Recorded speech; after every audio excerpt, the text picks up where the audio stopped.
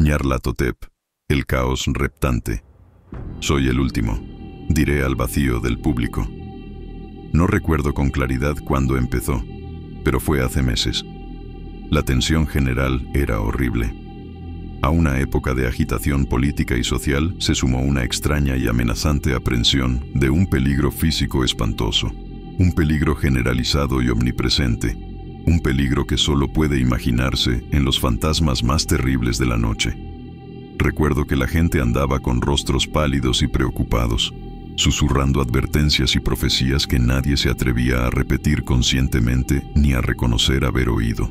Un sentimiento de culpa monstruosa se extendía por la tierra, y de los abismos entre las estrellas surgían corrientes gélidas que hacían temblar a los hombres en lugares oscuros y solitarios.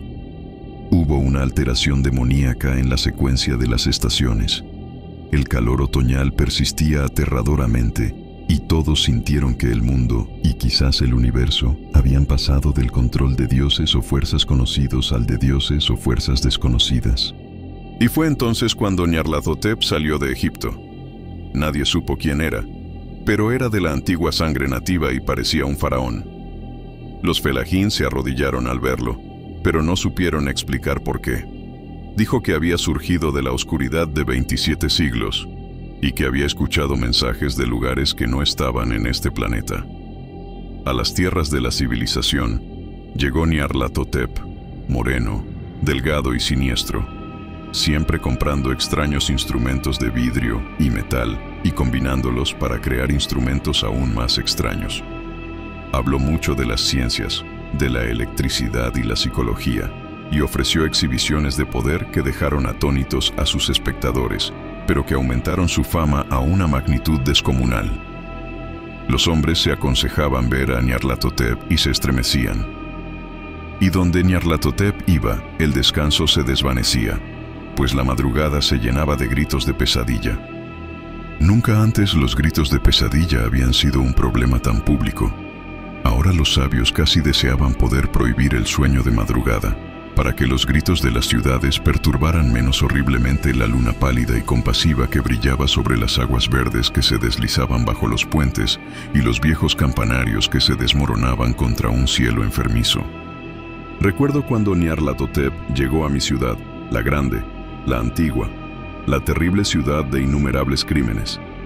Mi amigo me había hablado de él, y de la irresistible fascinación y seducción de sus revelaciones, y yo ardía de ansias por explorar sus misterios más profundos.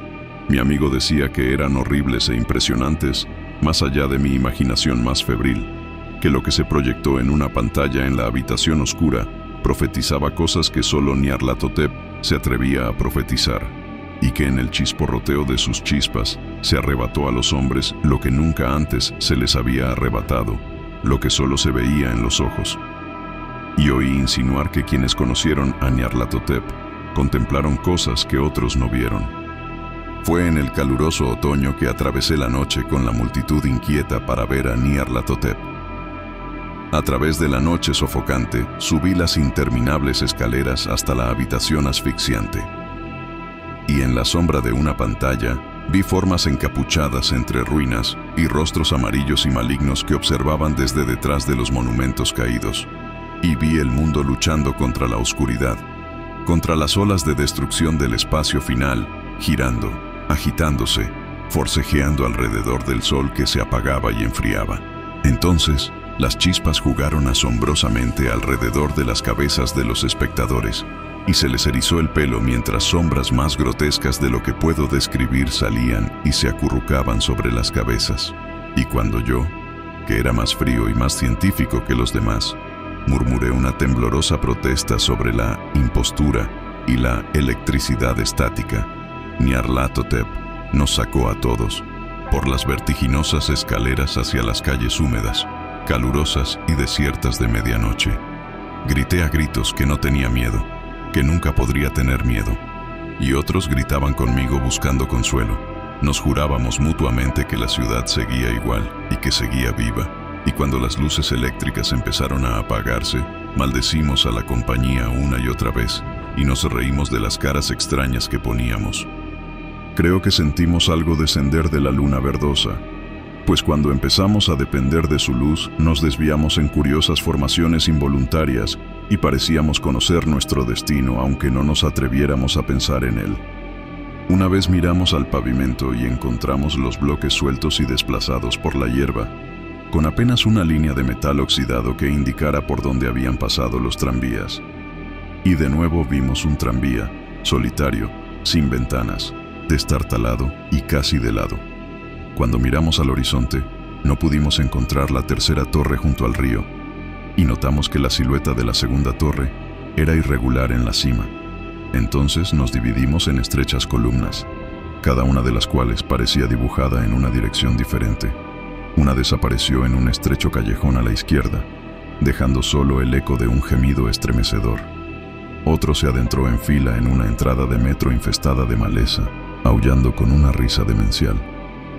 Mi propia columna fue arrastrada hacia campo abierto, y pronto sentí un frío que no era propio del cálido otoño, pues mientras caminábamos con paso majestuoso por el oscuro páramo, contemplamos a nuestro alrededor el infernal brillo lunar de las nevadas malignas.